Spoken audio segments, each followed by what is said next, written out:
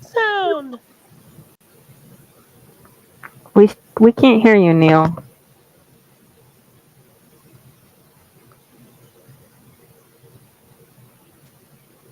Can you hear me now? Yes, I can. Yes. All right. All right. I'm going to switch this background to, I don't know, that. Does that work better? Oh my God, that's too much. Yeah, that's aggressive. Yeah, there we go. That's better. Um, so I just did all new lower thirds for people this week. Whoa. Nope, that's too much. That covers Wolf. Yeah. That's Michael's or Mitchell's rather. Give me a second. Okay. Hi everybody. All right. I think this is everybody. I think we've just got 4 today. A bunch of people wrote to me and said that they had conflicts this week, which is okay. That's the nice thing about this group is that it is never an obligation. It is show up when you can. I do want to thank Wolf for his submission that cost me almost an hour of trying to figure out how to post it on the website. Ultimately, I posted it as a carousel, as a gallery, so you can click in to each segment as we get to it. I tried to make it one continuous thing, and it just I couldn't do it. I appreciate it. I just want to hurt you. That's all. I know you do, but you know what, Wolf? I love you for it, and it's all good. So, great. So we've got a small group today, but we've also got a new member, Mitchell, who has not joined us before. Mitchell, I'm going to bring you up here to kind of introduce yourself. I'm going to try to do this the right way this time, and we can do introductions in the beginning instead of at the end. So, Mitchell, tell us a little bit about yourself. Hi, I am Mitch, or Mitchell, I guess, professionally. I just prefer it the way it looks written on paper. And I have written throughout my whole life, but only in the last year or two have I decided that it might be worth trying to actually do something with writing. And so I wrote a rough draft of a novel, and I'm just working on getting better at writing so that I can try to revise it to some reasonable extent. Well, that is super exciting. Mitchell, just for my own gratification, are you coming to us from TikTok or from YouTube? From TikTok. Okay, good enough. Good enough. All right. Wolf, I'm going to have you come up and introduce yourself. Oh, I'm back now. I thought I could be sneaky and grab my coffee. And then I'm back. Okay. Hello, everybody. I'm Wolf Lovelace. I am an author. My brain decided to train crash, and we're gonna consistently get Wolf's train crashes. I'm Wolf. No, brain, don't slam my entire name together.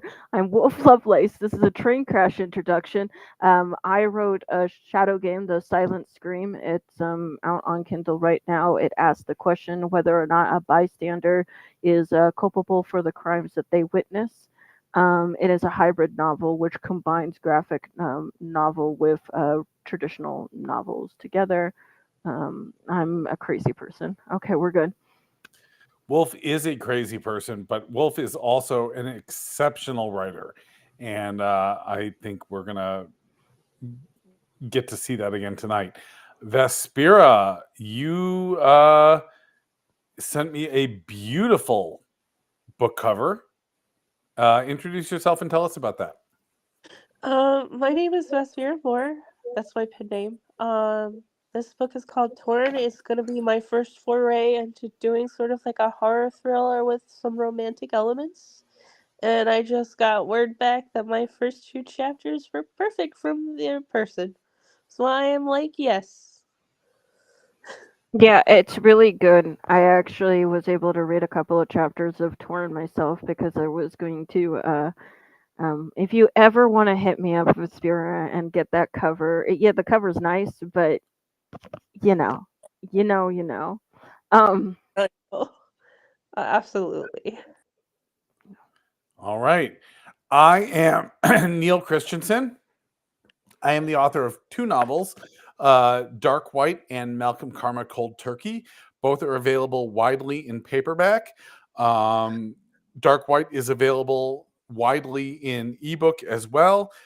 Malcolm Karma Cold Turkey is available exclusively on Kindle and Kindle Unlimited. So if you have Kindle Unlimited, you can read it for free. It also has a dime store paperback edition, which is a mass market paperback size. So this is your traditional 5x8 paperback that you find, and this is the mass market paperback. It fits in your back pocket, and this is available exclusively through my Patreon. Yes, even the free Patreon. So if you sign up for my free Patreon, you have a link to buy this. And when you get this, it is signed and it is individually hand numbered. So you have a hand numbered copy of this book when you buy the Dime Store paperback. I am currently working on a thriller romance that will be my goal with it is to make a thriller romance that no one can argue is actually a romance novel. I'm going to meet all the criteria that the romance audience demands in their romance novels, but still have it subvert tropes and walk the thin edge of those Ginsu knife blades to make sure that it is in fact a romance, but pushes up against the edges. So that is me. And then I guess we will slide right into tonight's readings. And I believe first up tonight is Wolf. So anyone who wants and is watching, you can follow along. You can read along at gavingale.com. If you go to gavingale.com, that's GAVINGAYLE.com, and you click on Writers Group. And then you scroll all the way to the bottom. There's a little button that says this week's submissions. I will tell you that Wolf's piece and Wolf's pieces frequently are more than just straight prose. And so the way you're going to do that is you're going to click through the gallery of images to read and follow along with the graphic images. So I am going to pull Wolf up because Wolf generally reads his own. And yeah, Wolf, why don't you go ahead and get started with your piece? Mitchell looks really great up there. He looks It's a nice little gray circle for me. Yeah. oh, I pulled Mitchell instead of Wolf. I'm yeah, sorry. yeah. That was the joke. That was the joke. Got it. That was the joke. Yep. All right. Cool. Hello, everybody. This is Wolf's piece. Did you say what the prompt was, Neil? See, Wolf is really good at making sure that I actually do this group the way it's intended to be. No, I did not. So before Wolf reads, I will tell you that this week's prompt was called emotional objects. So the idea was to take an object or a place or a thing, anything that was not a human being or an animal. I didn't want people anthropomorphizing an animal, and I did not want people like putting it on another person. You had to take a thing or a place and imbue it with an emotion, and then just don't tell us the emotion, just give us a story or a description of the thing or place and let us interpret what the emotion is. So that was the prompt, and Wolf is going to read his piece. All right, yeah, all right. The title of this prompt is called "See You Bleed, Live, Die." Okay, here we go. Don't listen to him. He's no good. He's sick, evil, abusive, manipulative user. The phone won't stop buzzing. Every vibration elevates my heart rate, pulse quickening, and I can hear my heart. My ear canal throbbing. It's fine. This is fine. Ignore it. Don't reply. Except now you can hear them whispering. It's like they live inside of your head watching you. The room crowded despite no one being there in the apartment. Like people at the window. Just ditch it, put it somewhere else. So I get off the carpet and head to the bedroom and leave the phone on the pillowcase. There, there, there. Relief. Just carry on with your life. This doesn't concern you because you've worked so hard not to be part of that drama. You work so hard for their words to mean nothing, and yet the vibrations worm their way inside your ear canal like a parasitic murmur. Apparently, I don't remember my own script. Anyway, make your coffee, focus on something else. Heading into the kitchen. I look at the time on the clock. It's 1 in the afternoon. She's at work, so you're safe from her. I got my eye on you. How could you do this to me? You betrayed me. I envy you. I hate you. Me. I head to the counter, focused on the speckled fake granite countertops in every rental. If I ignore her, there'll be no consequences. There's never a way to win. I reach for my coffee pot and fill it with water. I just need to make enough for myself. I need to grind the coffee, find a filter. It's fine. It's fine. You're safe. There's nothing she can do, except that there's everything she could do to you. Maybe it's best that you appease her. Maybe it's best that you do as she says. I look across the living room at the open concept floor because down the hall is the bedroom where the phone vibrates on the pillowcase. Heading back out of the kitchen across the couch, down the hall to grab my phone. It's like a sick, twisted addiction of needing to know, afraid to know, wanting to be away from it, but also knowing the silence somehow transcribes its own narratives. Samantha, you really fucked up and you should apologize for what you've done. Which version of the story did you hear? Really shouldn't have bothered to answer at all. Damned if I do, damned if I don't. If I don't answer, it confesses my guilt. If I answer, then there I go, lying again. Emily can do no wrong, really. And I know I'm not perfect. I know I am flawed. I know I have made mistakes, but Emily is truly beautiful and flawless. Every time she brandishes a knife at me, it's not because she's in the wrong. No, no. It's about her defending herself against me. Then she apologizes and she glows again.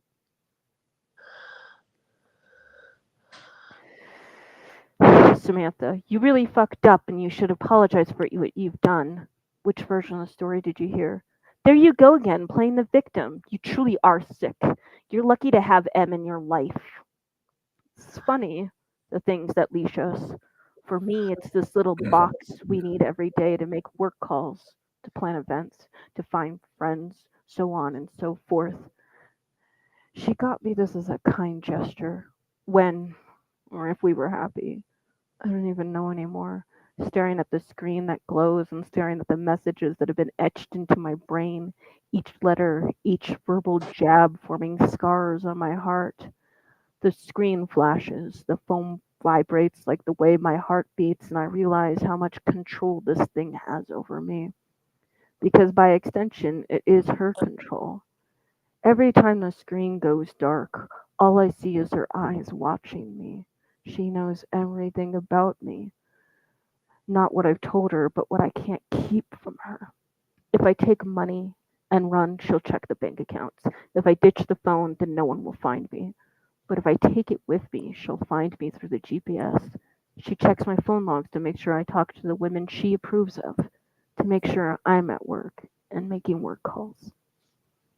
I'm trapped by this thing. What do I do? All I asked was for a little bit of respect. I asked to be treated like a person, and yes, I lost my cool. We were eating dinner last night, and she was watching me from across the table. Her eyes are forever sewn into the back of my skull.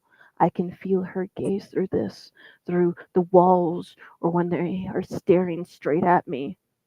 I broke a plate, and it's because I couldn't take it anymore. This apartment, which was supposed to be my freedom, is a prison cell.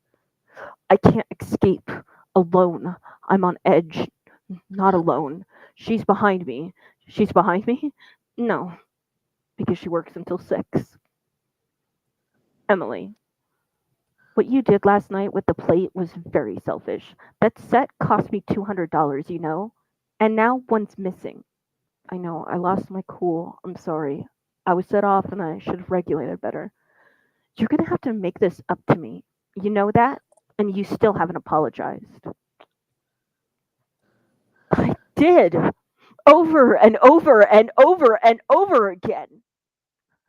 I can't believe you're acting this way over me asking you to do the dishes. That's not how that happened. I told you why I didn't do the dishes. So what? You got a cut on your hand.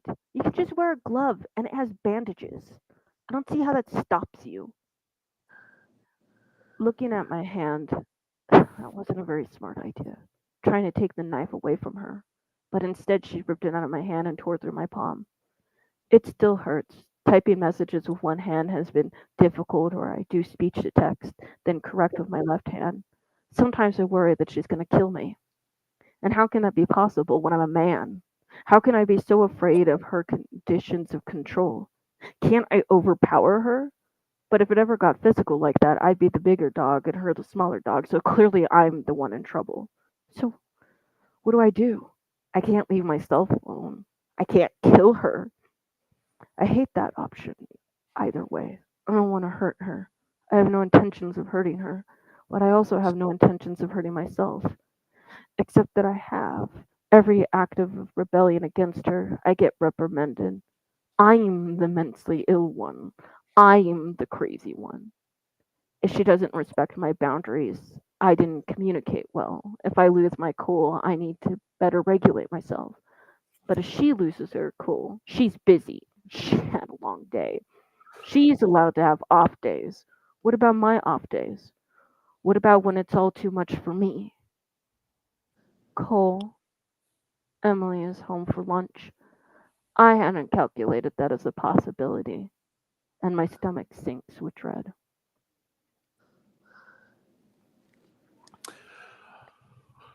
Well, Wolf, as always, you have a very emotional, very impactful piece here.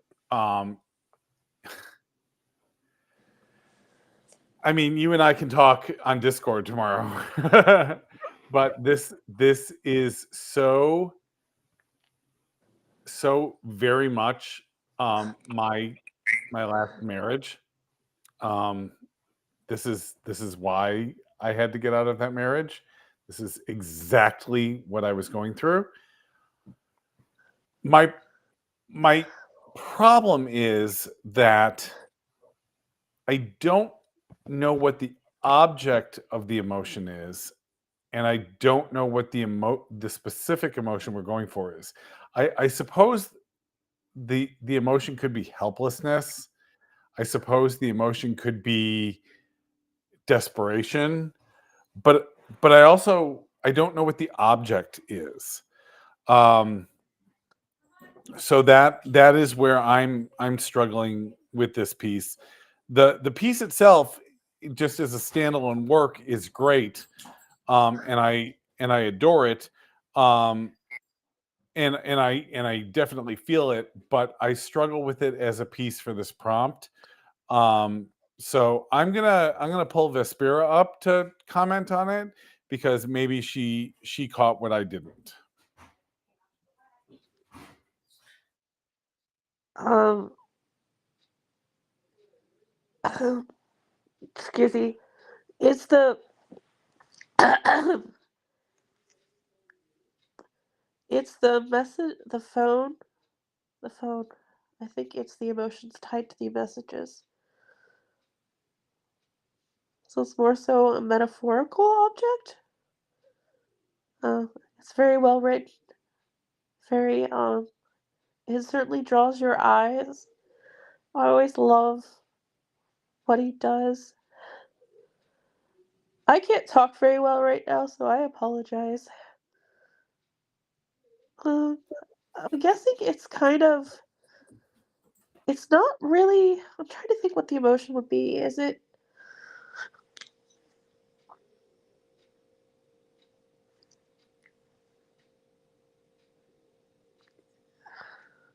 I can't think right now, so I apologize.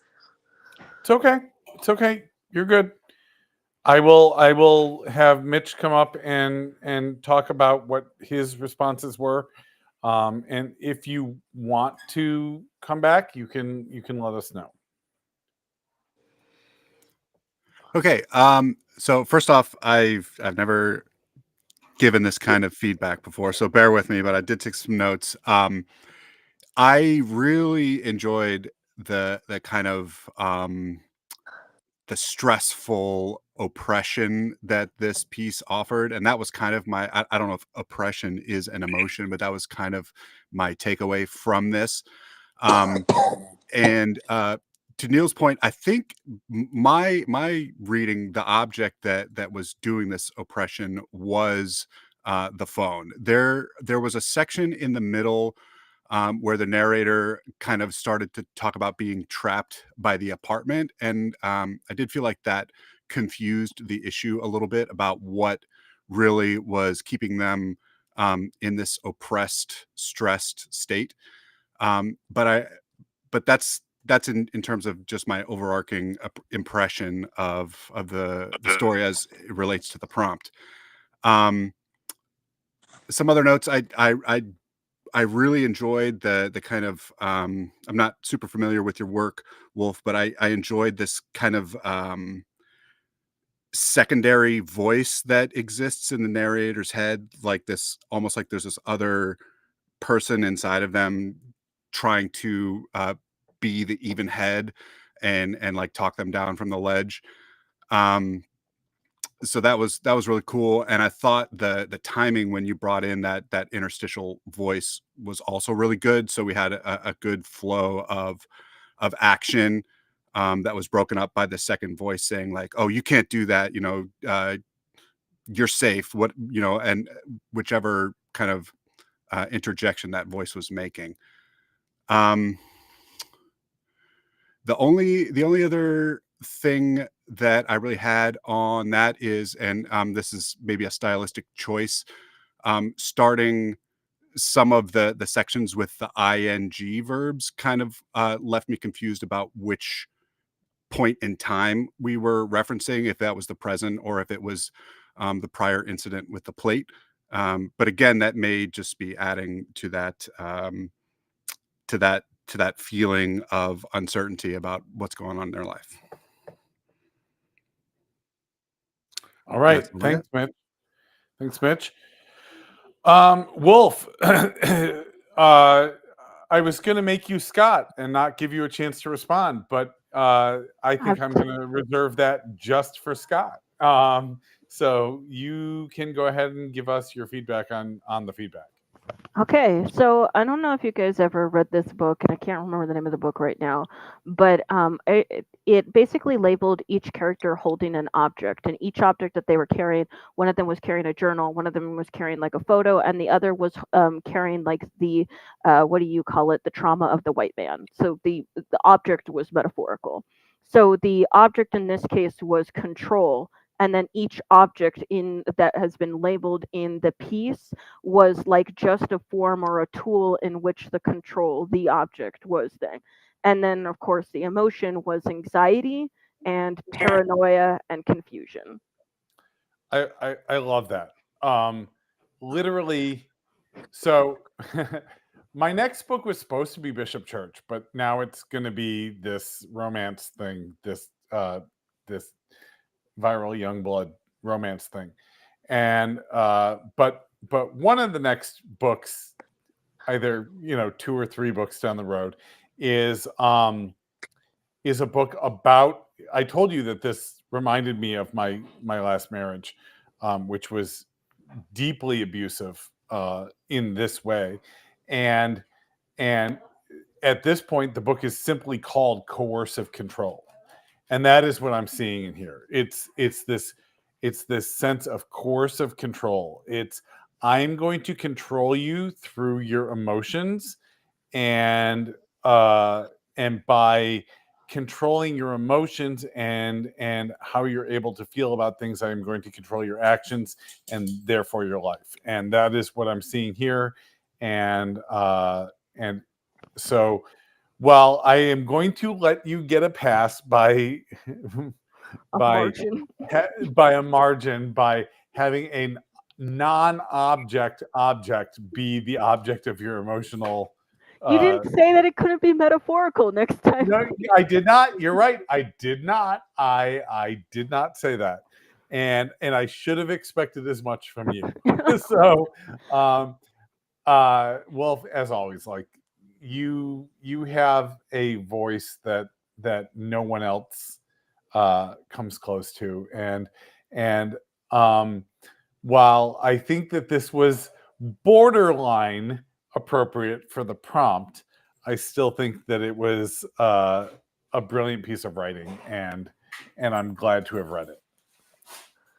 You're welcome. Yeah, I mean, this was a prompt I wrote because it's also a lot of that coercive control was what I was going with my biological sister at the time, and so I just kind of wrote this for the night with the metaphorical coercive Ah, control. Yeah, that so makes so much sense based on our offline communication. Yes, got yeah, it's called "Don't Stress Wolf Out" prompt. it. All right. Well, thank you, Wolf. I am going to now call up Vespera. Vespera, I know you're struggling right now a little bit. Do you want to read or do you want to be read? Can you read, please? I would be happy to read, of course. I'm gonna still pull you up, and I'm still gonna put your lower third on, and then it'll just be my voice. That's fine. Okay, so this That is works. Vespera. It's called A Horrible Merchant Bottle. Um, give me give me just 1 second, guys. I need to um, Trigger warnings for poisoning and stuff. So, yeah.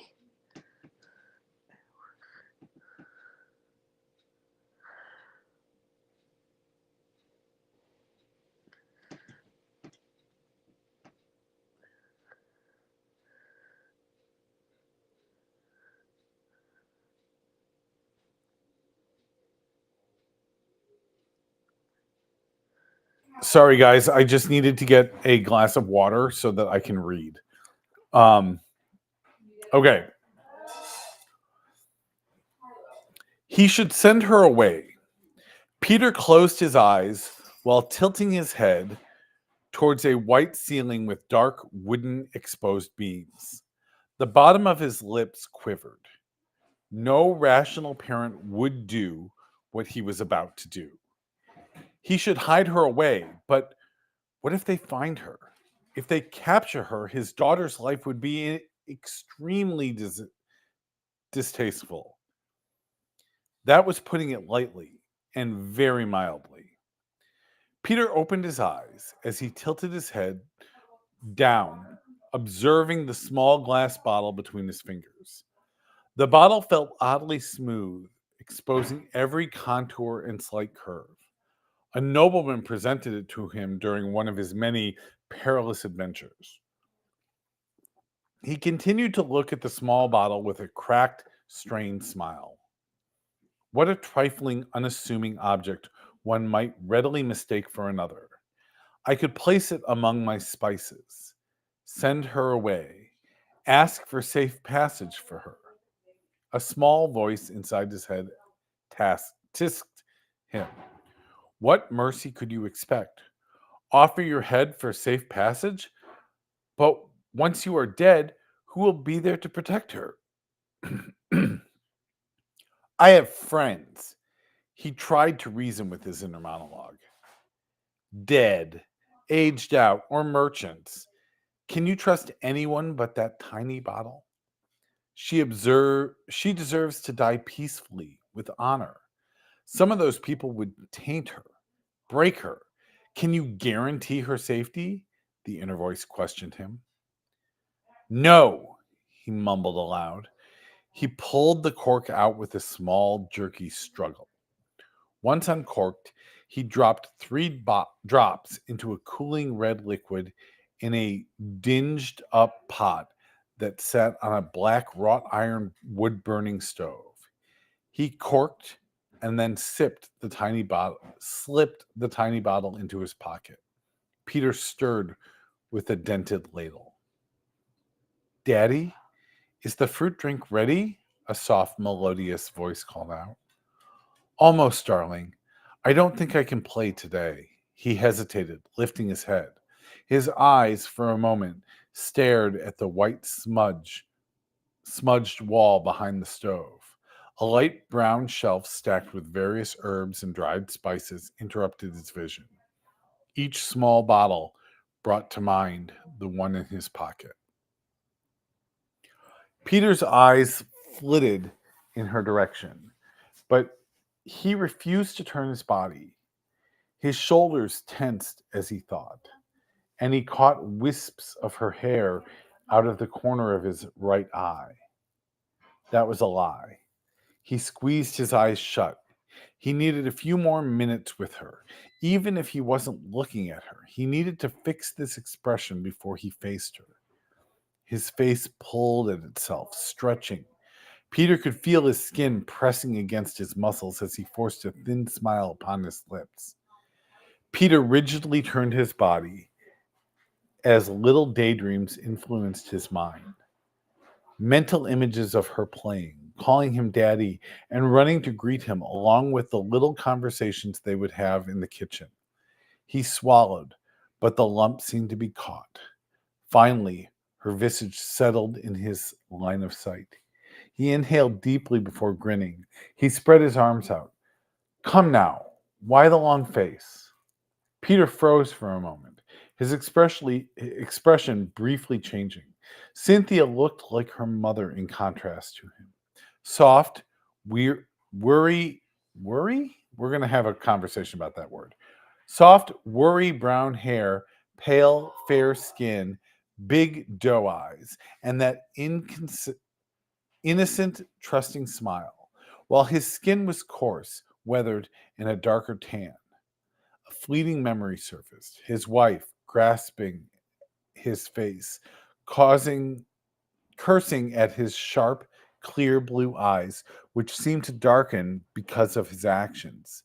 As he switched between his internal thoughts and the outside world, he came across his daughter's fading smile and lifted brows. What's the matter, sweetheart? I do not need this sweet drink. Did you mess up again? His cheeks puffed out. I mean, I will drink it anyway, Cynthia immediately corrected herself.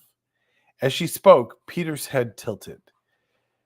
His plastered smile struggled to remain intact. That's the spirit, sweetheart. I'm just worried because today you will get the adult version. Peter gagged after he spoke. His head moved with the intense tickle in his throat as he tried to suppress the motions. His breath pressed against his chest, creating a tightness. He cannot breathe. He stumbled forward. He recovered, but he recovered his balance before needing to use the still warm stove as support. Daddy, Cynthia called out, her head tilted left and then right.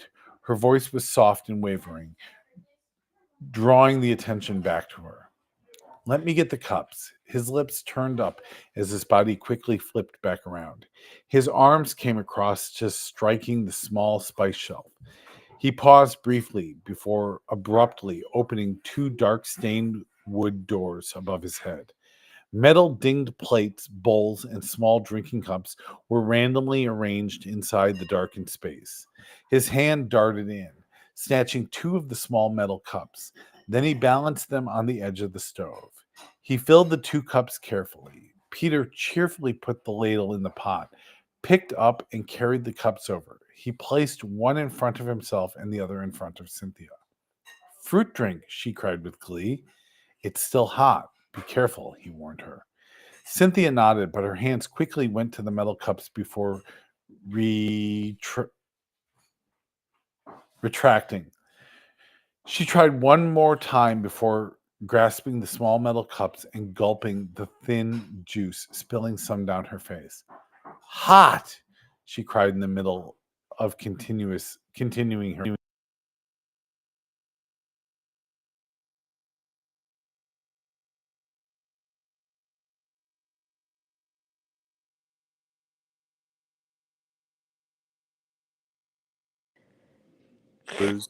Do we lose Neil? I think we lost Neil. Yes, we lost Neil.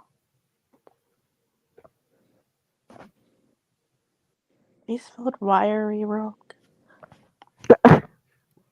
You spelled it right. I was sounding it out for him. Yes.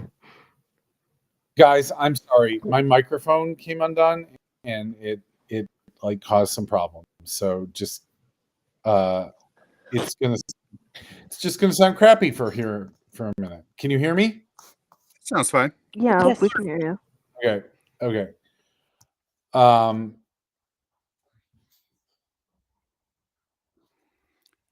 Peter watched watched. hot. She cried when it cut out. Okay.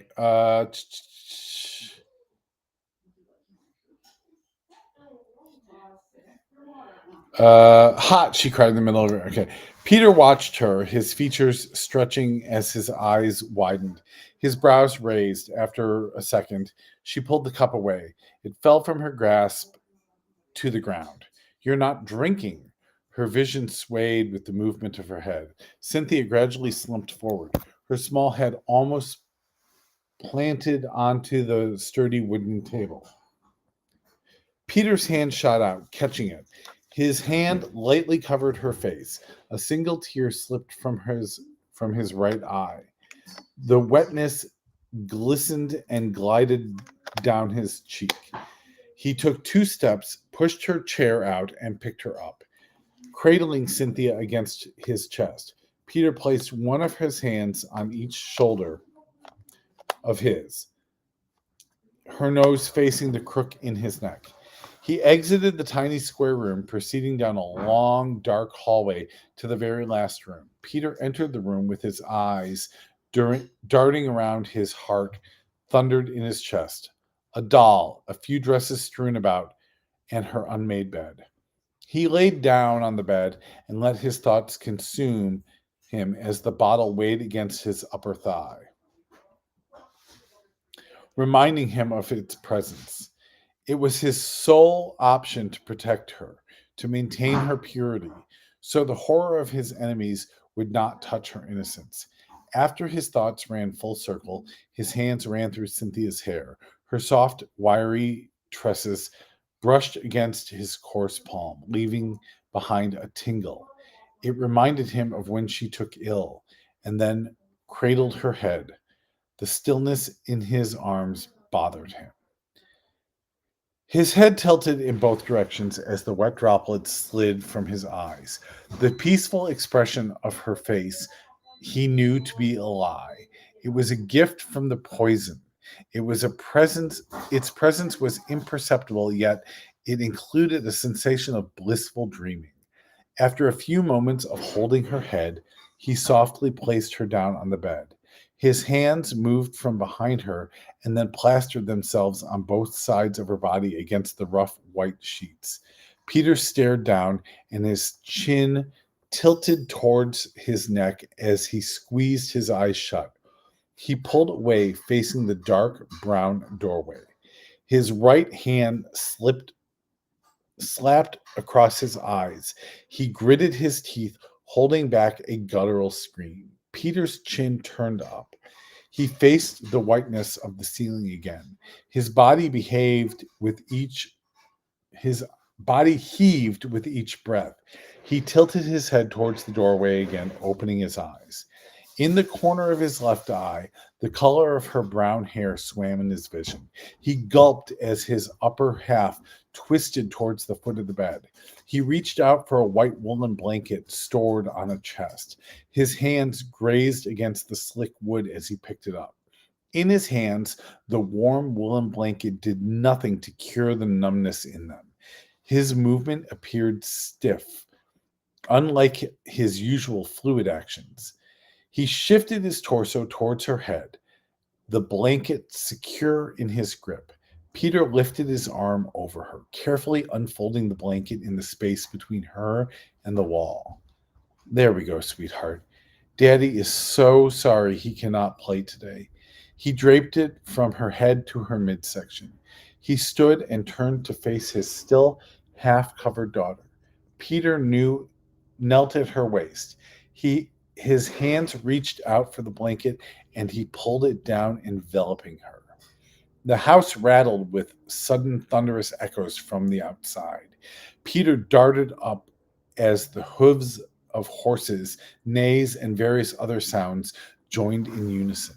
Peter closed his eyes, and his hands reached into his left pocket, pulling out a small silver compact. "Merchant!" a voice shouted. Peter opened the compact and his eyes. He dipped his finger into the gleaming silver gel, rubbing some under the molars of his teeth, tongue, and lips before closing the compact. He slipped it back into his pocket. After a few moments, Peter unhinged his jaw, releasing orange, yellow, and red flames all over the room. He left a small path for himself to escape. He waited for the crackling of the flames to start before moving. Another yell echoed in. "Merchant of Tellin, come out or we are coming in." Peter's eyes narrowed. They will not taint this place. He darted from his daughter's room, past his, and turned into a large, tall, slanted, semicircular room. The spacious room contained dummies, various weapons, and a door. Peter abruptly opened the dark wooden door and shut it behind him. His eyes glanced over the space before his house. He stood frozen on a facade wooden platform before he descended 2 steps into a plain grassy field. In front of his home stood a troop of men and women cloaked in armor with horses and wagons. "No more tricks, merchant," a sly masculine voice shouted. "No tricks here," Peter whispered. A man in a heavy, pristine armor broke away from the troops.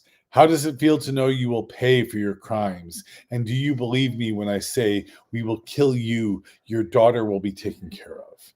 Peter's muscles tensed. The bottle pressed against him, and his shoulders sank.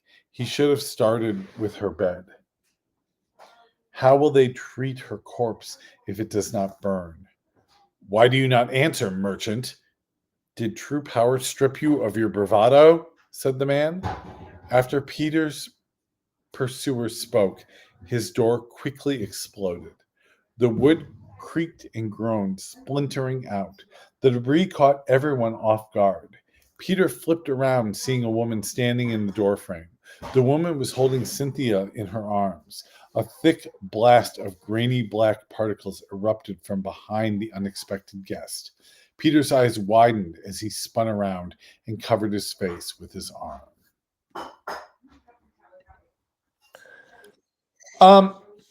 So wow, that that was a lot, Vespera. That was a long story, and it had a lot to it. Um, I'm going to tell you the same thing I told you last time, Vespera, and that is that your your your biggest weakness is formatting, and it is so much better this week than it even was last week. Um, but we really need to pull those quotes into their own lines.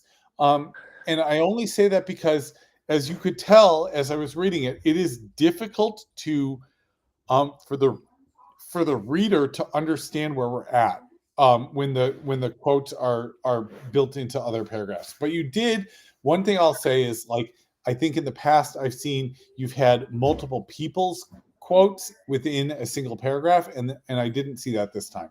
So, but because we're not about formatting here, because this is not a grammar group, this is a writing group. I will say this.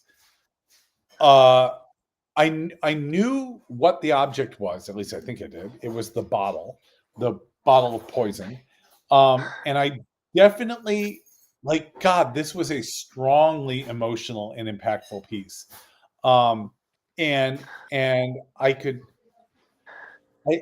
think so. So the emotion was either as I read it was either despair or hopelessness or just grief. I'm leaning more towards the despair or hopelessness, but you definitely like painted a picture. You gave us clear characters who had clear motivations and clear feelings. Um, Obviously, the idea of the fruit juice being very much like the Kool-Aid um, of mass suicides in the past. Um, it was evocative. It was provocative. It was a good piece. I would say that the only thing I struggled with outside of just formatting stuff, which is like you could write this piece if this was a full length piece and you were done with it and you felt like you had told the story and you sent it to an editor or even like a strong beta reader, like if you had sent it to me, I would have sent it back with like formatting corrections to help you along with that. So we're not focused on that. In terms of storytelling, you did a great job storytelling. In terms of the prompt, I definitely had an object in mind, and the emotion. Emotion is subjective, so everyone can take something different from it. But I definitely got a strong sense of either despair, hopelessness, or grief. And we're gonna have Mitch talk next, and he can kind of talk about what he got from it. Yeah, so I'm totally with Neil there. Especially, I think the emotions of Peter grappling with what he was about to do came across really strongly. I also thought it was the bottle. I was thinking maybe his emotion was regret, just in having to do what he thought was best. I would have liked a little bit more clarity on why he thought that was necessary. I understood it as his daughter's life would not be good if she were to live, and I would just was hoping for a little bit more detail on that. Um, the only other things I think that I want to touch on are maybe just like some technical things that I think you are so close on, that would maybe help tighten up things. And the main one is kind of a repetition of his hands doing things.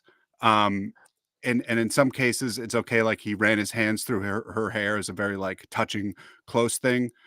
But there was another one where it was like his hands reached for her, and sometimes just saying like he reached for her it really helps like quicken the pace of the writing, especially as he knows that he doesn't have much time to accomplish this awful task that he has to do. And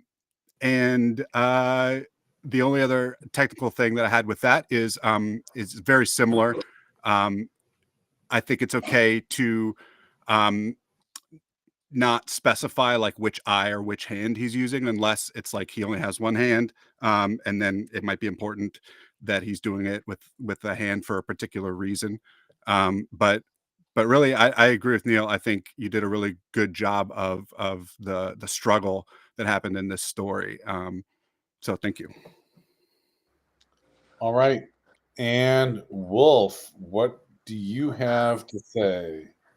Here I am. Well, we know that Peter is not going to get the best dad mug. Let's just say that. Okay. That's amazing. So those things. So I mean, I agree with everybody that this piece was very evocative, but I also agree with something that Mitchell was talking about, and I sit in between. I think that this could be a really strong emotional piece. So this is something that like a lot of writers don't understand. So detail and specificity are two different things. Being specific is not the same thing as being detailed. And so Yes. yes. So I found that the emotional component of this, while compelling, was getting lost in the specifics. And sometimes you do not need that. Like in certain areas, you do need specifics, right? Like if you're writing a mystery, you want to make sure that you tell which hand they were using, when they put the note down, and everything like that. That really works.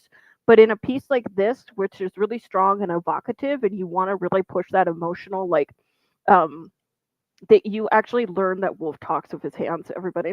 But if you want to, what do you call it, push that emotional like thing, sometimes that specific does not need to be needed. We don't need to know which hand he was using to cradle her. We don't need to know like which hand he grabbed which. And not only that, but there were some really weird details. Ooh, this is going to sound like a really weird nitpicky thing, because I really do like this piece. I want you to understand that I like it. I know that I'm going to sound really weird when I say that some of the language was too pretty for how emotional this scene was. Like a tear glistened on his cheek is a little too like big, it's tears rolling down his cheek, or like his vision turning watery. I wanted it to be messier to what do you call it, really like visualize the emotional like impact of it. I think that this piece is really solid and I really like it. I think that like the formatting issues, and then like a little less, he grabbed the blanket, put the thing over her, and then with this and then put it to the wall would really like help get this piece like super polished. Great. And Vespera, since you're not Scott, you get to talk. Everything you're all saying makes sense, so I have a All long right. way to go, but it's the reason why I do these groups, so I get to learn more. And I appreciate Yeah, all the no. things that you guys have said.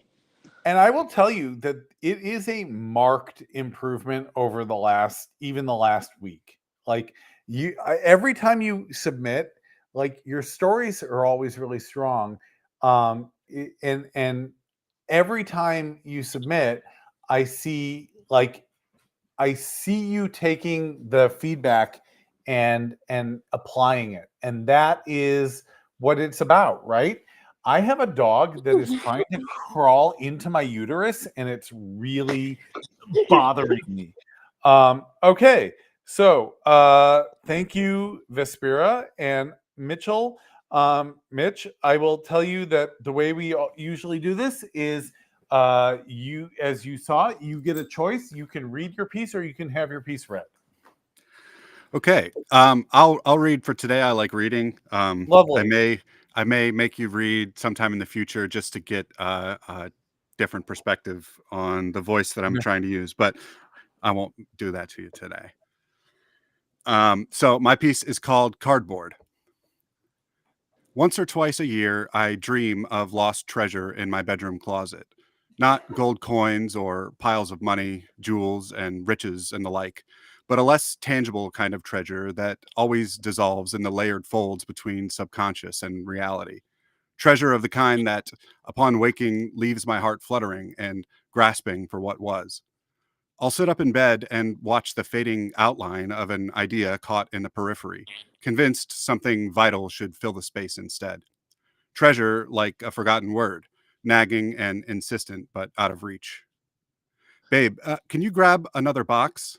I lift a swath of clothing in a bear hug, hangers drooping in 100 directions as they fall from the wooden rod. Sophie leans against the door jamb across the room, twirling the loose strap on her denim overalls. The dust in the hallway behind her glows yellow-orange in the evening sun. You're not going to look through any of that first? What's the point? I ask, shifting my elbows to keep the massive shirts together. These haven't fit since I was like 16. Suit yourself. She shakes her head and twists her face in a look of mock confusion, a look that means she probably knows more about how I should feel than I do. When she disappears and the dust swirls in a sparkling cloud behind her, I have to remind myself to stop thinking of Sophie as my girlfriend. Fiancé, I say out loud, tasting the word, trying to make it familiar. It won't stick, though. There's something fleeting in the concept, something temporary that doesn't register in my mind as worth remembering. There's stranger, and then there's girlfriend, and then there's wife. All are static, affixed, is or is not. Fiance feels more like an implied will be. It doesn't carry a special attachment, but exists as a transitory state into something more permanent. I'm sure Sophie would disagree. To her, it's a given that any set of experiences can be boxed up, labeled, and stored for later use, not buried in a closet and forgotten like the mess we're sorting through, but displayed without shame as a marker of who she is and the life she's lived. One day, Sophie's time as fiancée will exist in its own little frame, and she will turn to me and say, "Remember when?" And she'll root out memories of us and breathe life back into them like they've always been waiting just behind us. Memories that slip by me even now. I suppose that's why I find myself spreading out the shirts on the bare twin mattress that carried me through high school, instead of waiting for Sophie to return with a cardboard box. What appears before me is a spectrum of disparate concepts, one piece after another adding up to the sum of me, or at least the me that was. A boy so far removed from the me that is, his presence feels almost vestigial. On the left is the chintzy tuxedo shirt I wore to my 8th grade graduation, which later became a part of my band uniform until I had to give that up. There's a stain on one of the cuffs, pizza grease probably, and I can picture myself running back to the rehearsal room after a concert, clarinet in tow. The group of us high on young adrenaline and too jittery to do much besides eat and chatter. There's a Steve McNair jersey I never felt comfortable in, especially during those years I spent so much time in this bed. Something about the incongruous nature of my condition, my therapist would say. But the polyester sheen tells a slightly different story, and I remember how much I cared about the jersey, the pride I felt in simply owning it. Each shirt is a slice from a different angle. The expected row of rebellious t-shirts, Corn and Limp Bizkit and Kid Rock, long and baggy in a way that told everyone how little you cared while still trying to look cool. There's the standard blue button-down, worn once or twice to a dance along with the khakis next to it, worn when we said goodbye to Aunt Jennifer. The hydraulic whine of the screen door echoes down the hall, followed by the muffled sound of Sophie's voice, mixed with another voice I can't quite place. I should probably go see who it is, but I don't want to turn away now that I'm in a bit of a groove. It's like a valve has opened, and I have to soak up as much as I can before the well runs dry. What else is there in this time capsule of my life? What forgotten pieces of me still exist here in this bubble I thought I needed to suppress? I turn back to my old closet. Instead of thoughtlessly shoving things into boxes like we did with the rest of the room, I decide to start taking my time. I sit cross-legged on the floor and reach for an Airwalk shoebox, size 7. There was a time when everyone I knew wanted to be a skater, and even though this one pair of shoes was as far as I ever got, it sticks out in my mind like a beacon. When I pick up the box, it rattles, a loose and papery sound. Inside is an assortment of trading cards, shuffled faces of baseball players, wrestlers, and other athletes with names I don't recognize. When did I collect these? I set it aside so I can go through it with Sophie later. She'll know if any of this is worth selling. Underneath the shoebox of random cards is a scratchy yellow blanket, one of those synthetic monstrosities that were everywhere in the 90s, with the faux satin trim that tried to trick you into thinking it was supposed to be comfortable. Wrapped inside is a modest plaque, tacked onto a fake marble backing. Third place in some kind of state essay contest. I can't remember what I wrote to earn this, but I do remember the beaming smile on Uncle Carl's face when I showed him my name etched onto the Tennessee-shaped brass plate. Near the back of the closet, one corner of a faded black box sticks out from behind a bin of K'NEX pieces. When I push the bin aside, it's like I'm back in that recurring dream. I slowly lift the box onto my lap, taking care not to damage the well-worn cardboard. Its surface is soft with age, having been handled, opened, closed, and stored countless times. The label reads, Atari Video Computer System. The distinctive lettering is worn at the edges, one side partially obscured where the box began to rip, and we repaired it to prevent further damage. Uncle Carl's callous hands held the broken pieces, and he trusted me with the tape. I was so nervous. I wanted it to be perfect. It seems silly now, but I realized that's exactly why he let me do it. The box was unimportant, but the Atari was our thing. Taking care of it had almost become a ritual. On those nights when we were both feeling a little lost, him from working to provide for me and me from just existing as a kid with no parents, we'd call in a pizza and dig out the Atari. We even had a special TV for it, one with a tiny screen and wood paneling on the sides. I wonder if it's still here in the house somewhere. I slide the console and its components out of the box. The electrical tape on the VHF adapter is still there, from when I accidentally pulled it free without loosening the little screws that held it to the TV, splitting the thin wire. Uncle Carl never seemed to get upset about those kinds of things. He'd just shrug and say, well, let's get that fixed. There was never a rush to get our Atari night set up. We'd take each controller and unwind the cord, stretching it to a spot on the floor, him on the left and me on the right, the TV a few feet away between us. We each had our designated controllers. My joystick was the one where some of the rubber flange had cracked, and on his paddle, the decal was scratched over the tennis racket graphic. We'd connect the console, tightening the VHF connections and checking to make sure the switch was in the right position. I can almost hear the static hum and the satisfying thunk that came when I cranked one of the big knobs to turn the TV on. Sophie starts speaking while she's still down the hallway. Hey, sorry about that. Got a bit distracted. Her voice grows louder as she reaches my old bedroom. That was the Pinskys from across the street. They brought some kind of enchilada casts. Her voice cracks when she notices me on the floor, clutching the Atari, tears streaking down my face. She doesn't say anything, just walks over and places her hand on my shoulder, because she understands that some memories are a treasure worth hanging on to.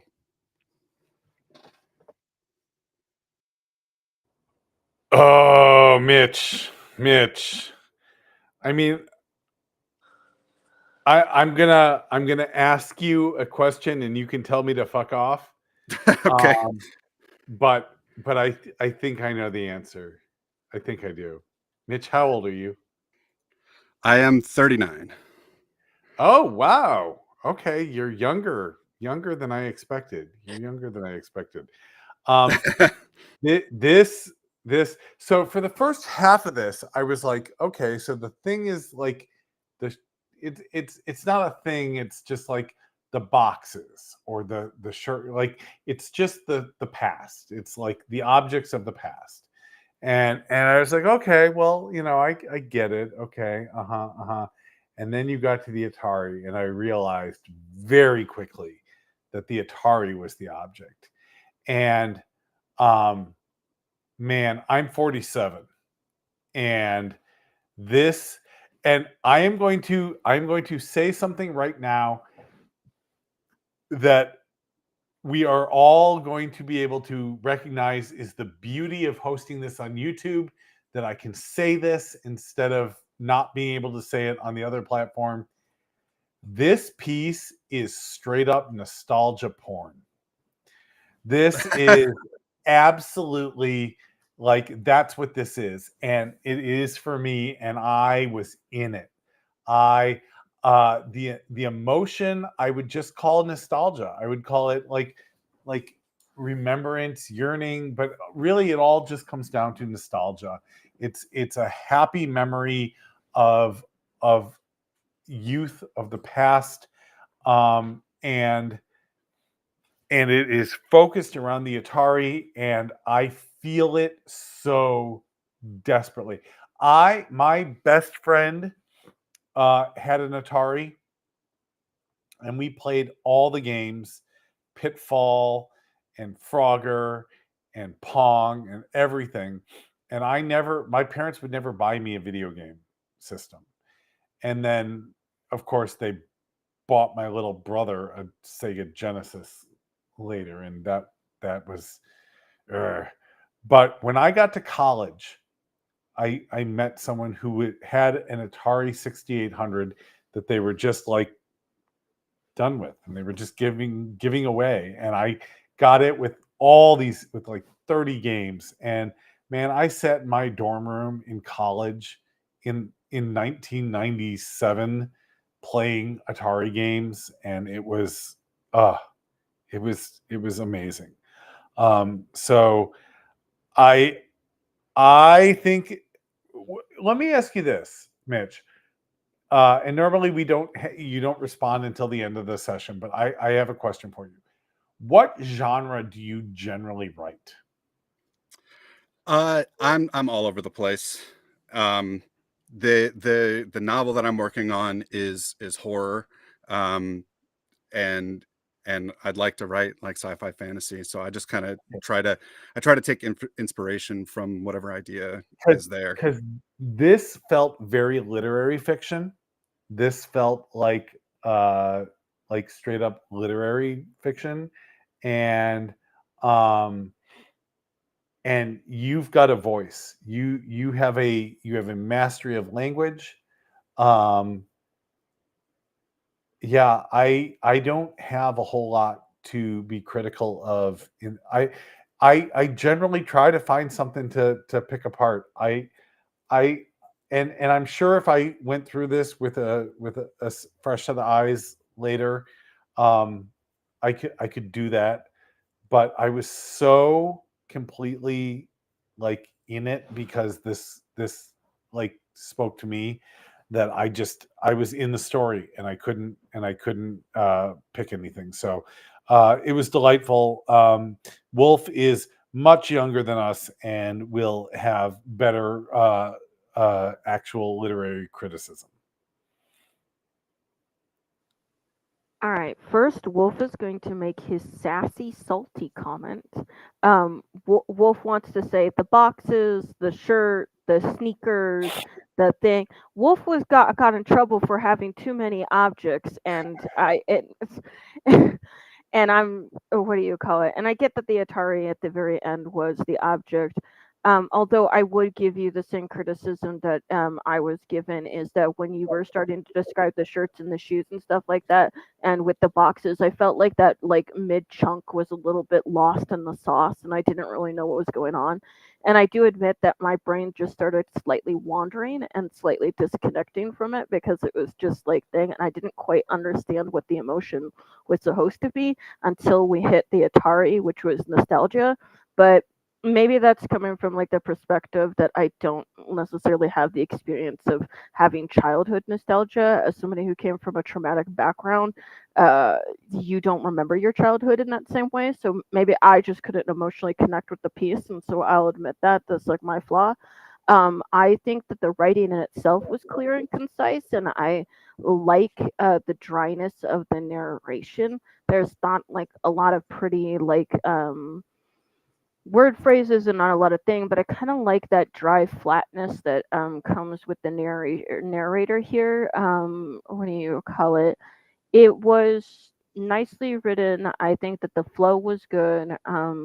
I I admit that maybe I just struggle with connecting with this piece because of my own like history, and I understand that, and maybe that is a criticism though, because when we write, we are supposed to write in a way that connects with a reader, that even if they didn't have that experience, they could actually like feel and have that experience. And so maybe that is a criticism, and not to discredit completely my own thing. But I didn't have as much of a connection with this piece as Neil did, and that's fine. All right. All right. Vaspira, what do you have to say? It was very nicely written. I will agree with Wolf that I did like the dryness of the narration. It shows a lot about the character and what type of character you, what type of thing you could expect from him. Um, as far as the nostalgia I do get with like childhood video gaming and nostalgia, we accidentally ruined my dad's nostalgia Sega Genesis, so he went out and bought us a PlayStation 1 so he would never touch his Sega. So I don't know what I'm trying to say. But yes, it was very nicely written, and it wasn't necessarily something that you had to experience to know what it was.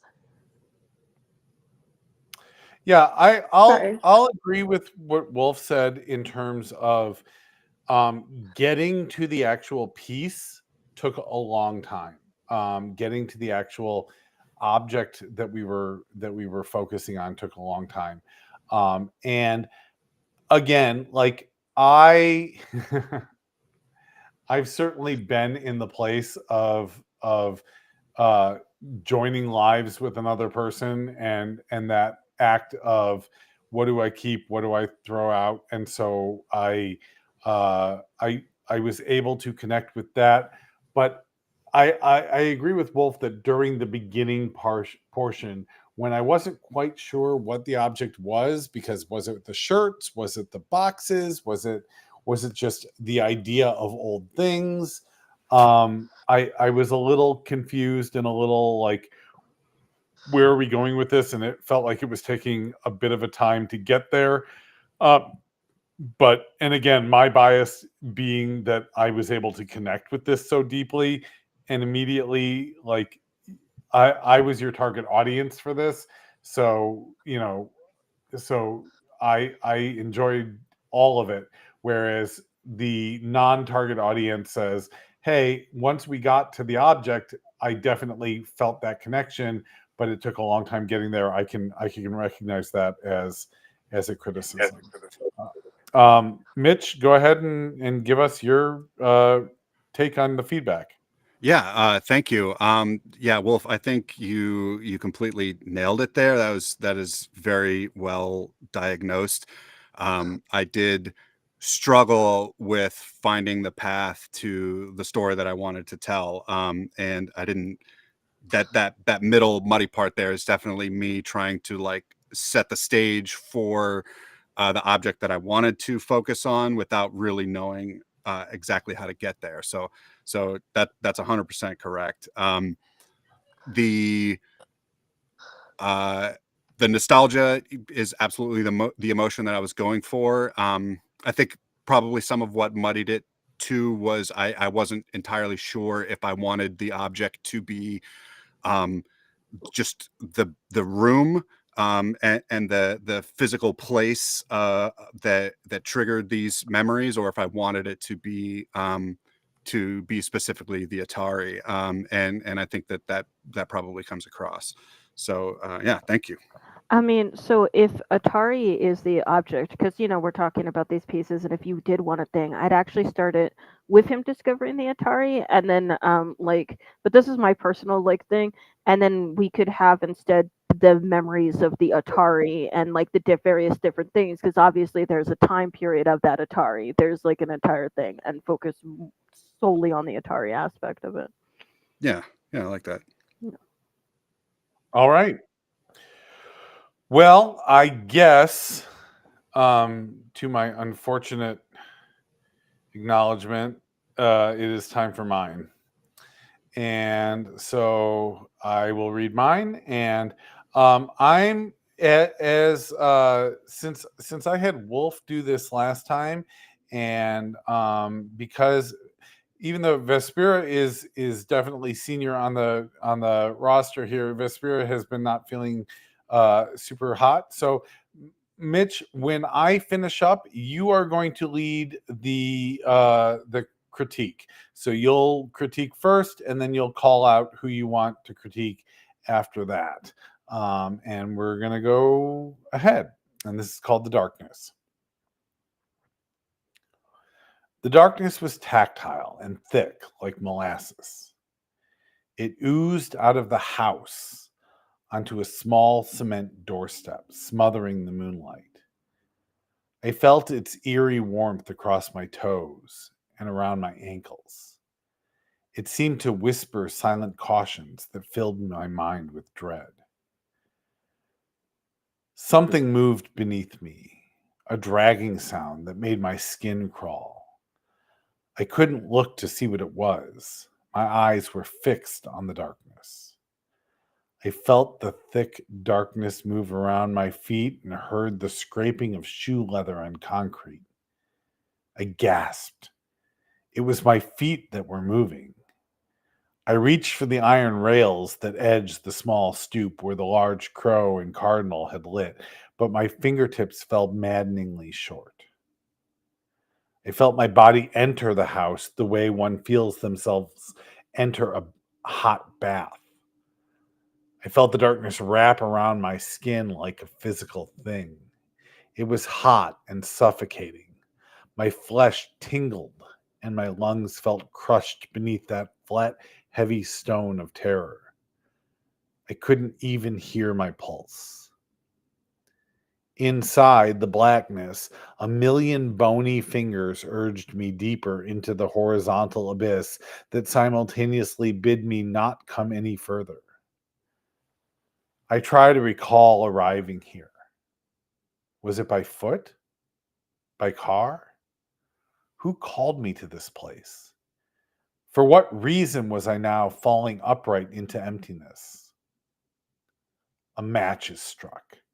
I hear the crackle and fizz and smell the sulfur in the thick air. The red glow is behind me. It bristles on my neck. It creeps closer, and my involuntary footsteps stop. As I feel as though I am floating in a shallow pool, my nose and lips just above the water. I can barely catch a breath above the oily pool of fear in which I am perpetually about to drown, held up only by the red glow I can't yet see. Click, click, click. Like pins falling on a stone floor, the crow and the cardinal walk past me side by side. The red bird smolders, shedding ash. I hear the foul voices in my head, one encouraging, the other admonishing. Come further. Go back. They argue and squawk silently to me. I cannot tell which voice belongs to which creature. They're both in my mind together and neither look at me nor move their beaks in speech. There's another voice too, softer and sweeter. I can't make out its words.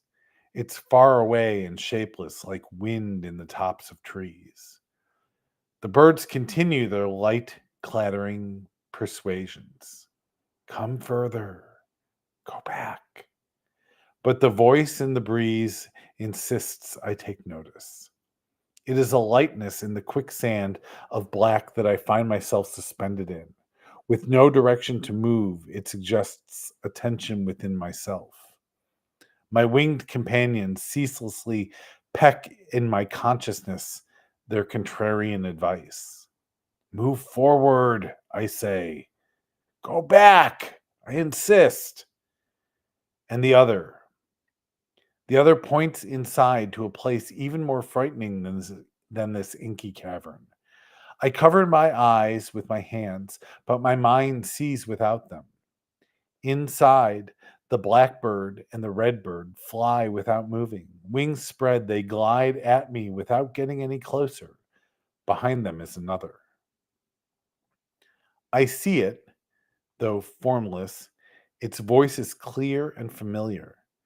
singing sweetly in my ear, washing through me like a swallow of cold water. Why are you afraid? It asks me sweetly. Because it's dark, I think out loud. The darkness is yours. Do not fear it, the voice comforts. But what could be more frightening than my own darkness? I ask. I don't know where it leads or where it ends. Of course not, it says. Your darkness does not lie behind you, but before you. You map its features with every forward step and carve its profile in every choice. Fear not the darkness before you. It is the path to the future. When the darkness yields to light, there is nowhere left to go. I moved my hands and opened my eyes. Before me, the cardinal pecked and the black feather at the black feathers of the crow. The crow cawed and flew away.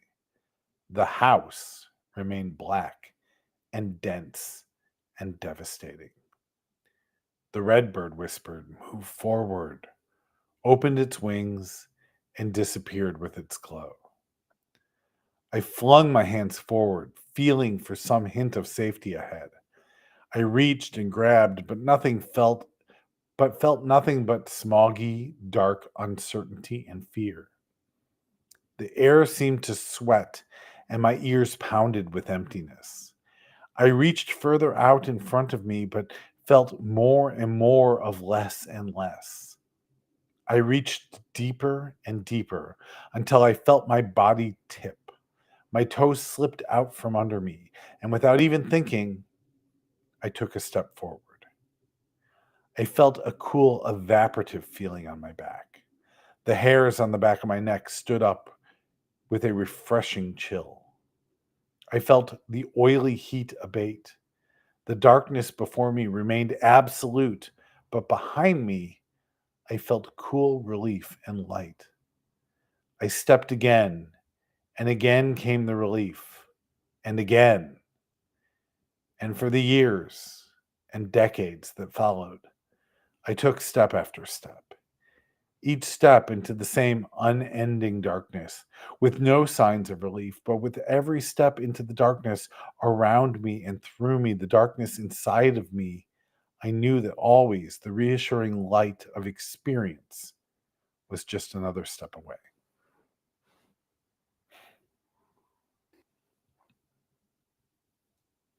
All right. So I'm guessing this is pretty metaphorical.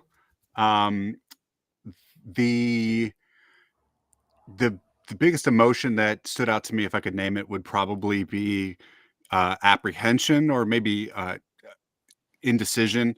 And the object I'm struggling with, I want to say it's kind of um, like we mentioned with Wolf's piece, the object being control. I feel like it's something like that, where what we're dealing with is um,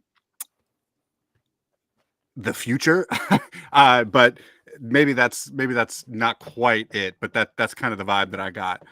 Um, in terms of the storytelling, it's everything's really tight. Like I know what's happening at any given moment, even though it's very kind of spooky and abstract. Um, the the criticisms that I have are pretty nitpicky. If I'm being honest, there's not a lot about the structure or clarity, other than I'm not entirely sure what the object is. Um, the first one that I took a note of was whisper silent cautions, um, which is maybe a contradiction, um, but I like it. Sounds cool, so it's like one of those things that I don't care about, but may distract some people. And then there was a couple of like near repetitions of words that kind of broke the pace a little bit in the second paragraph. The quick repetition of darkness didn't feel intentional in the way like the click click click does later, where you're really trying to push that specific word. And then it happened again with the pool somewhere. But that's really it. I really like the idea of this, like the correct option being this nebulous third option that's never like distinctly named. And it kind of paints an interesting picture about the way we approach our decision making and stuff like that. So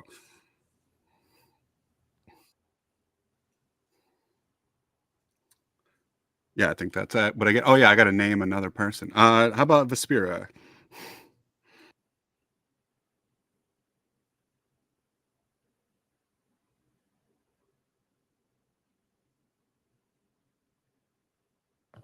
Vesphere, we can't hear you. I said I get it, Neil, you're into darkness.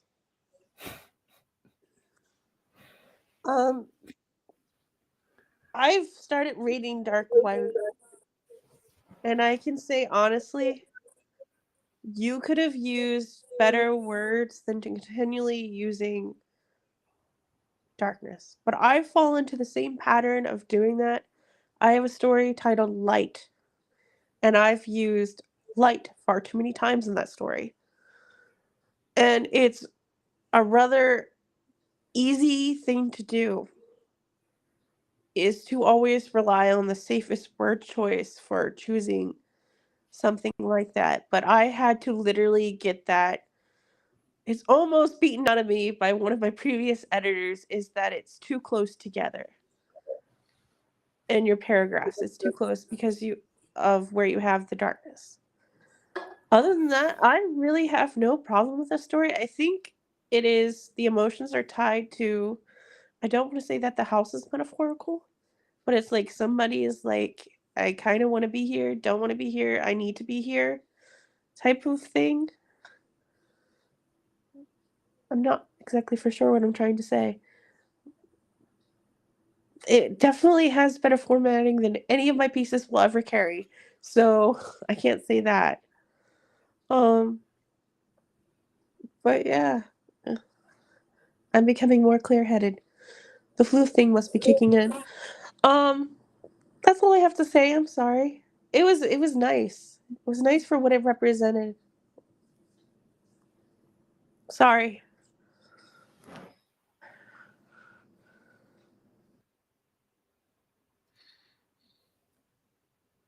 And now Wolf. Am I still in charge? You are. Okay. Thank you, Vespera. I would say don't be sorry for giving your thoughts at any point. That's what we're here for. Right, And exactly. you feel them and you think them the way that you do, and that's also important feedback. All right. So I'm gonna actually have some contrary, what do you call it, criticism that everybody else had. So, while I agree with the whole entire darkness thing, writing horror and thriller is my bread and jam. And if you look up the synonyms for darkness, you've got black, gloom, what do you call it? And so, what ends up happening when you're writing horror is that you don't really have a lot of words in your vocabulary to like thing. It's the same thing with blood. I never know how to describe blood because you got crimson, you've got vermilion, and then you've got blood, gore, ichor, and then that's about it. And so what ends up happening is if you change up the word too much, then it's too noticeable that you're using blood and ichor and like the thing. But then if you use too much darkness, then it becomes too much darkness. It is the struggle of every horror and thriller writer in the universe because you're like, there is no like language that allows you to like convey like thing like I want to I know that I'm going off a little bit but like when I want to describe a really bloody room, I got blood and that's it, and it's just blood, blood, blood, blood, crimson, and I'm like, this is a thing. So I understood the struggle of that piece. I do agree with everybody that the object was muddy, like it could be a metaphorical object. But Neil, if you did a metaphorical object, then Wolf should be allowed to do a metaphorical object. I'm sorry, I don't know why I keep harping on this. Also, it's slightly funny to me. Um, I think that for what it is, the piece is really good. I think that you have a good sense of pacing. I also wasn't quite sure what the emotion was. Um, what do you call it? It Trepidation. trepidation could definitely be one of them, but like it I think that what I've noticed with a lot of these pieces, even my own, was that we may have took the prompt a little too literally, and we forgot to like describe like my heart racing or like the blood flow or things like that, little elements of emotion that allow to people to actually like pick up on what the emotion is. I think that that's a criticism that I'm giving all of the pieces tonight, was that we forgot those little elements like my throat closed or thing. I think Vespera's got the closest to that, if I'm being 100% honest with you. But the other ones definitely thing. We needed a lot more like thing. I think that you had a little bit more of it here in it as well, Neil, but not like enough that it was so subtle that it wasn't necessarily something that people could pick up. I definitely like the piece, and I definitely think that it's really nice. Yes. Um, I just got to make one more joke, especially with how heavy Neil's piece was. Peter is not getting the best dad mug. Not kidding, joking. um, No, he is not. he is And not. he's gonna be trying to make it up, but at the same time, he's gonna be pulling himself back like, I did this because his daughter is going to survive. The story continues. The Oh, woman okay. is gonna basically, like, she's part of a resistance group, and they are basically going to give her the antidote, and Peter is going to go with them, and he's going to get sort of inducted into their culture in a certain way, and he's basically going to get adult adopted. Nice. I like getting adult adopted. But yeah, that's all I had to say about the piece. I think that it's really good. I think that it has a nice sense, but I always like what Neil writes, and so it's cheating. It's cheating at this point because I'm like, yeah, I mean, I mean, Oh, yes, he does have a nice voice. but yeah, he has the same struggle that I have. Horror is actually really hard to write because there's like you can with like words like joy, right? You've got like, happiness and like, warmth and light, you know what I mean? And all of those are like thing, but then you've got blood. And then how you're supposed to describe blood. So that's all I got. I so appreciate that, Wolf. Like so first of all, you know how this is why. Okay, so I'm gonna pull a Wolf. Neil's tripping over his own words right now, and Neil is realizing like that.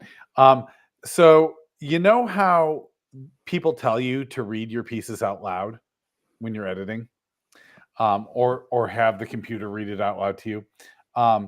Yeah, this is why. It wasn't until I was reading it out loud tonight that I was like, oh my God, I'm saying darkness like so many times in a row. This is awful. Like I was cringing as I was reading it. But that being said, yes, Wolf, especially blood.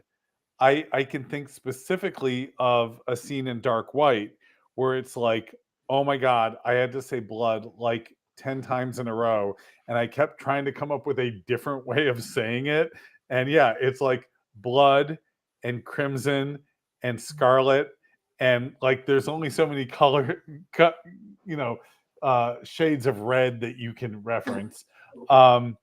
And yes, and so for this, I will say that the object was supposed to be darkness. Like darkness was supposed to be the object.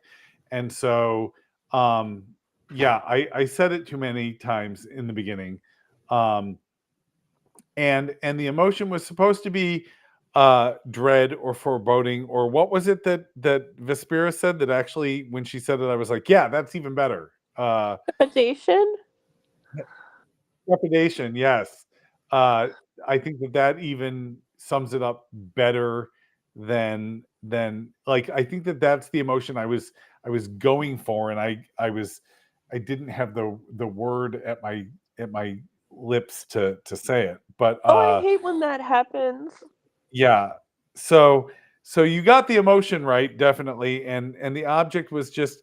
I think originally when I wrote it, the object was supposed to be the house, and then it Oh, quickly I realized became like the darkness itself, and that's why the darkness was so like tactile, and he talked about him feeling it around his ankles, and feeling like temperature or Oh, texture from the darkness, and that's why I was giving the darkness those physical attributes, because that was supposed to be the object.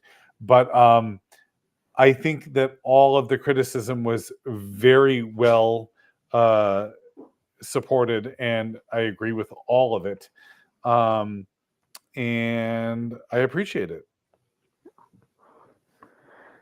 yes. everyone's piece is very good tonight. With that, But everyone's piece is very good tonight. yeah, it was great stuff tonight. And I have to say, like, I really enjoyed having Mitch on tonight. First time Yeah, participant. I that hope you folks. come back uh and join us again, because I loved your voice. I and your reading voice, but your author voice more. Like I really enjoyed your author voice. I think that there's a lot of strength there. I think that whatever it is you're working on polishing, if it has that voice to it, it's going to be spectacular, and you're going to be successful. So Thank you. um I enjoyed being here. This was a very difficult challenge. I think I struggled a lot with um, finding a way to keep it concise, and I think that showed in my work a little bit. But I think everybody really did a good job. So I was happy to be here. it was a tough prompt this week, and it was very kind of obscure. And Mitch, I don't know if you've watched our group before when it was on TikTok or not, but I bounce back and forth between like really directed prompts like this, and then prompts that are like, hey, here's a line, use it somewhere in the piece. Like, use this line as inspiration. So I bounce back and forth between those things. Um, and I was gonna do a line for this week, and then this one popped into my head, and I went with it. But I am going to try to do something a little less brutal for next week, just to give everybody a little bit of a break from the really heavy stuff, and B, to see if we can get some more people, because I can fit up to 10 people on this thing. Um, and we have a bunch of regulars that weren't able to make it tonight, as I talked about in the beginning. But I was really happy with all of the pieces tonight. I especially Vespera. I just want to say, like, I saw such growth in your piece tonight that it really made me happy. That was fantastic. So I have to um, agree with that. I really liked your piece, Visura. yeah, yeah. The only other thing I want to say, and I just posted a video before group on TikTok about this, but I'm just going to say it because we're here and we all deal with this and struggle with this. Um, I on a whim this week, and based a little bit on a post that May had made earlier, I went ahead and boosted an Instagram post I made, and it was just a banner ad that I had made for the two books. And I paid the 10-11 bucks to boost it, and I got 4 book sales yesterday. And Awesome. it was, and 2 of them were for Dark White, and Dark White hasn't sold a book in probably 3 months.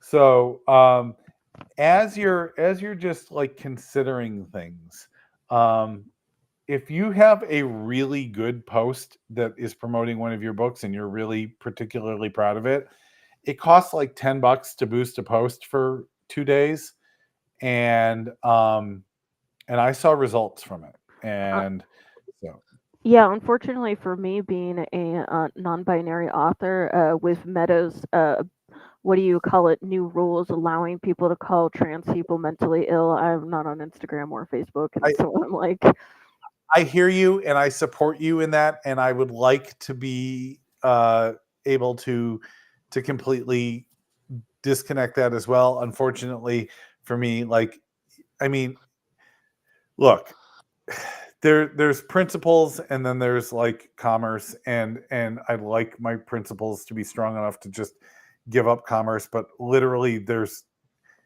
nowhere else to market. I have to go where the people are. But I will say that I don't really use them personally, but I do. You know, it's the same thing. Blair and I have been having this conversation about Amazon and canceling Amazon, um, and I just don't think my cancellation of Amazon is going to actually affect Musk or what's his Bezos at all. Bezos. Yeah, and I understand that. I also Like, left Instagram after they were basically scalping artists, because I'm an artist as well of yeah, their no, art. So, and I was and just for like, sure. And that being said, like, I know like you are selling on Amazon, so like we're all in that boat, right?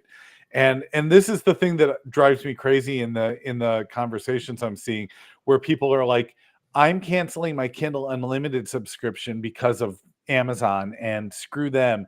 And the indie authors are all like, hey, maybe don't boycott Kindle Unlimited because that's how I make my money. And they're like, no, no, no, this is a principle thing. I'm canceling Kindle Unlimited. And then my question is, okay, are you canceling Amazon?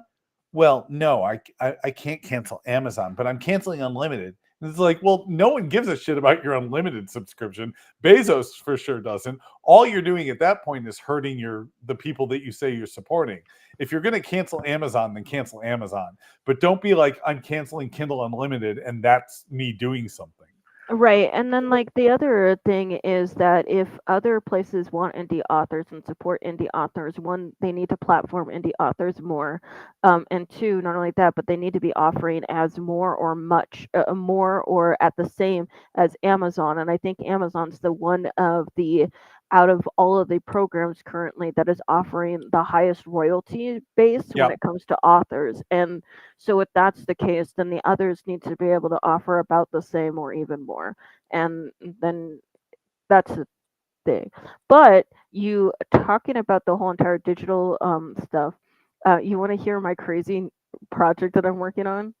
Yeah, of course. Okay, so I'm gonna be what do you call it? I will be doing an audiobook. But like, now that a lot of people are becoming more aware that they don't own their digital content, it says so in the terms of services, I'm actually going to be doing a CD audiobook. But I'm not going to make anybody pay for it. It's actually going to just be slotted into the book itself when I do printed editions. I love it. That's amazing. Yeah, that's super cool. Nice. Yeah. I'm making my I'm own doing little CD labels and everything. I'm doing my audiobook through YouTube. So I have been going and doing chapter by chapter reading Dark White, and then at the end of each chapter I give a little bit of like author commentary on it.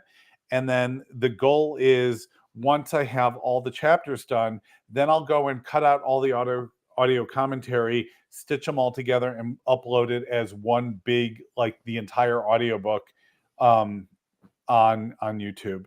And I feel really good about it. It's getting views, it's getting, likes, and I'm just doing that as my audiobook for the moment.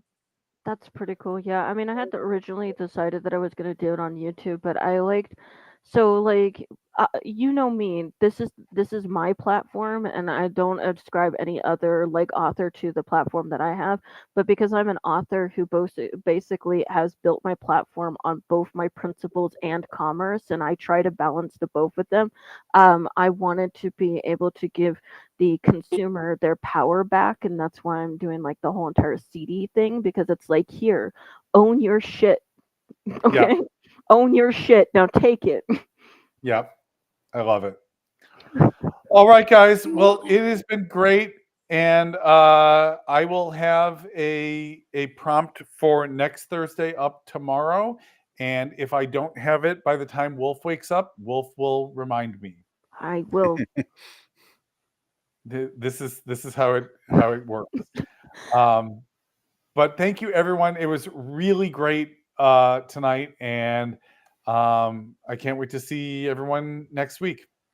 Thank you. Good Yeah. night, All everybody. right. Peace. Good night, everyone.